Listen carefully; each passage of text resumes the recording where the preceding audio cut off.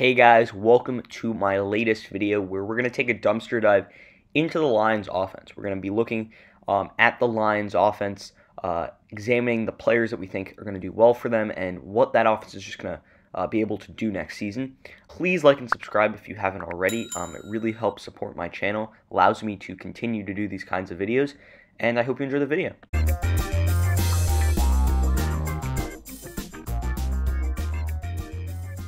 So I have really high hopes for the Detroit Lions in 2020. I really think that they have the ability to be a top 10, top 15 offense next season. And with that said, I think they could be on their way to a wild card berth next year. I think that NFC North is in a little bit of shambles. I mean, the Packers are the clear number one team there. But after that, I think the Bears and the Vikings are on the downturn. The Bears don't really have an offense, and the Vikings shipped out Stephon Diggs, and they lost a lot of big pieces on defense. So I don't think they'll be the same team. That said, I think the Lions can be that second team in that division and make the playoffs. So starting with the quarterback here, Matthew Stafford is the key to the Lions' success. If he is healthy, the Lions will play well. Last year, he wasn't healthy. He only played in 8 games, but in those 8 games, he threw for 2,500 yards, 19 touchdowns, and 5 interceptions. That said, he was on pace for 5,000 yards, 38 touchdowns, and 10 interceptions if he played the entire season. Imagine the amount of damage he could just make in Detroit if he puts up those numbers again in 2020 under a 16-game season. I mean, he's got the weapons there, and if Stafford's able to play to his top 10 quarterback self, because yes, he is a top 10 quarterback in the NFL, analysts might not agree with that, but he is.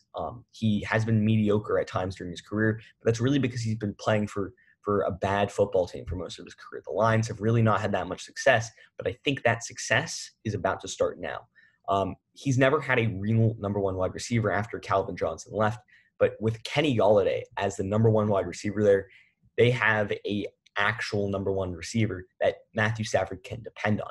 Golladay is an absolute beast. Last season, he had 1,190 receiving yards on 65 catches and 11 receiving touchdowns.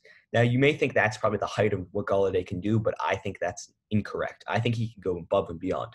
I mean, this man led the league in receiving touchdowns with 11 of them with guys like David Blau and Jeff Driscoll as his quarterback for half of the year. I mean, if he put up those stats with mediocre quarterback play, imagine what he's going to put up with Matthew Stafford.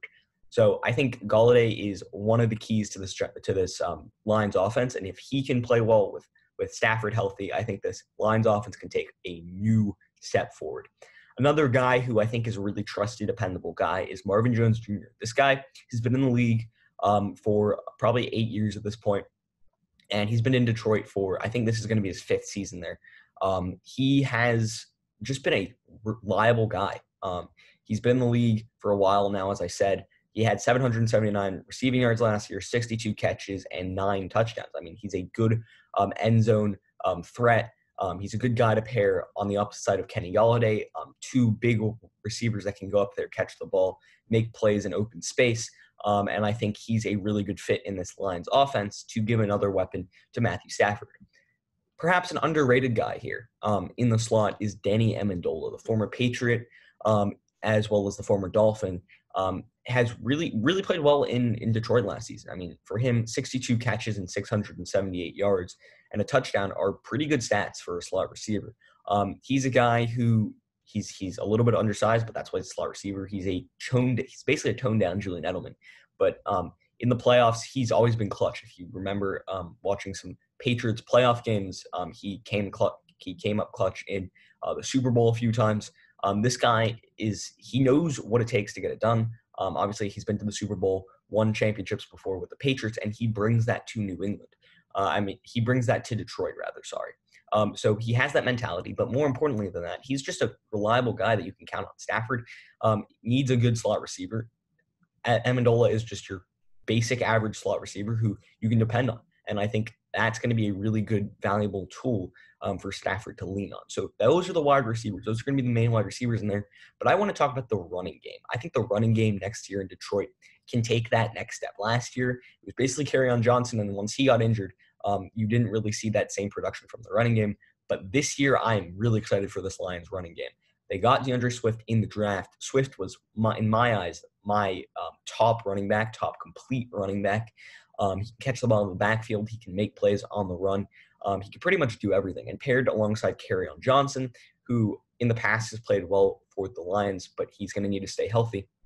Last year he only played in 8 games and he rushed for 400 yards and 3 touchdowns, but he's a valuable running back too. So pairing them together, I'm really excited. I think DeAndre Swift will probably be the starter there, but I think it will be a running backs by committee sort of thing. But I think they've got 2 guys that can do a lot in the backfield that can really help this offense grow. DeAndre Swift at Georgia was just superb, and Kerryon Johnson has shown flashes in the past. So combining those 2 together, I'm just really excited for what that brings. Now moving on to TJ Hockenson, the tight end. He was obviously the former first round pick last season for Detroit. And he, coming out of the draft, he was a top 10 pick. People had really high hopes for him. He only played in 12 games and only had 360 receiving yards and 32 catches, which are not exactly first-round pick stats. Those aren't what the Lions really hoped. But you know what? Maybe in a second year he can be a little bit better under better quarterback play. As I said, David Blau and Jeff Driscoll were quarterbacks for 8 games last season, and those are not the guys that you want as your quarterbacks when you're developing young talent. They're not guys that you can depend on and lean on. But Hawkinson now, with a real quarterback, Matthew Stafford, I think he can take that next step. He can easily get to 600 yards and probably 4 or 5 touchdowns. He was really good at Iowa, and I don't see why he can't continue that success into the NFL. But perhaps one of my favorite parts of this Lions offense is that O-line. Yes, they did lose Graham Glasgow in free agency, which was a really big loss for them. But I think they will be able to recuperate from that. So starting at left tackle, Taylor Decker is one of the most underrated left tackles in the league. He's a really solid guy that just really doesn't get enough attention. It might be because he plays in Detroit, but he's a really solid player that is a really good guy to protect the blind side of Matthew Stafford. Also, there's Joe Dahl playing at left guard. He's not the best left guard in the league, but he's completely solid. There's nothing wrong with him playing there. And then Frank Ragnow at center is a really solid player too. This Lions O-line is going to be really good next year. Ragnow is one of the better centers in the league. And then they also got, I'm not even going to try and pronounce his first name, but Vaitai from the Eagles in free agency. He's a really solid tackle for them. He'll probably be playing tackle. And although they lost Glasgow in free agency, they picked up the guy from Ohio State, Jonah Jackson, in the draft in the 3rd round, I believe, to fill his void. So I think that O-line is stellar. I think that running game is going to be like a 2-headed machine. That tight end in TJ Hockenson is going to improve. And I think if Matthew Stafford's able to stay healthy and that wide receiving game is just open, they've got some real playmakers on this team.